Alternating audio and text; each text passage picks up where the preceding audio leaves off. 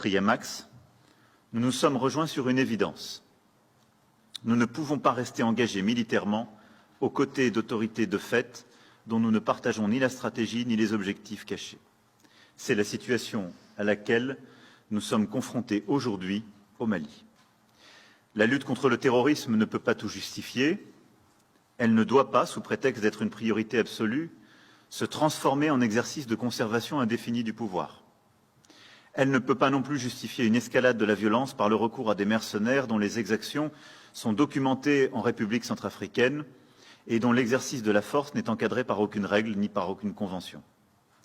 Dans ces conditions, la France et ses partenaires engagés dans des missions de lutte contre le terrorisme, à savoir les États participants à la Task Force Takuba, ont pris la décision de retirer leur présence militaire au Mali.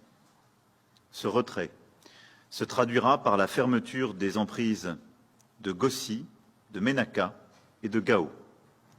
Il sera effectué de manière ordonnée avec les forces armées maliennes et avec la mission des Nations Unies au Mali.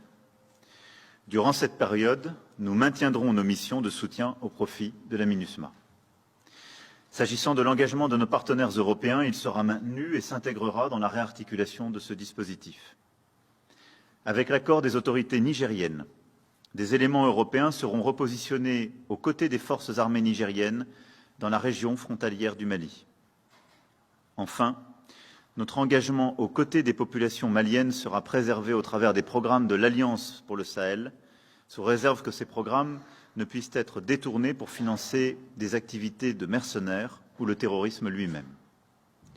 Au final, au travers de ces évolutions, nous accélérons un mouvement collectif qui avait déjà été amorcé à Pau puis à N'Djamena.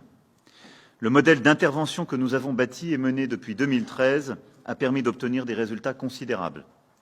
La France et ses partenaires ont infligé à Al-Qaïda et Daesh des défaites qui ont changé la nature et la capacité de projection de ces deux organisations. Ces résultats ont été obtenus dans le cadre d'une fraternité d'armes, nouée dans la libération de la France et 50 ans plus tard, dans la libération du Mali. La France n'en oublie aucun épisode. Elle n'oublie aucun de ses 53 soldats, aucun de ses blessés et de leurs familles qui se sont sacrifiés pour cette cause et pour nos deux pays.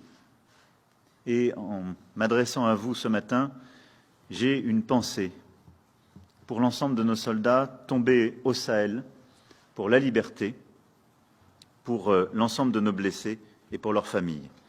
De même que j'ai une pensée pour les 6 Français qui ont perdu la vie au Niger en août 2020, fauchés avec leurs accompagnateurs nigériens, alors qu'ils étaient venus s'engager avec l'organisation ACTED.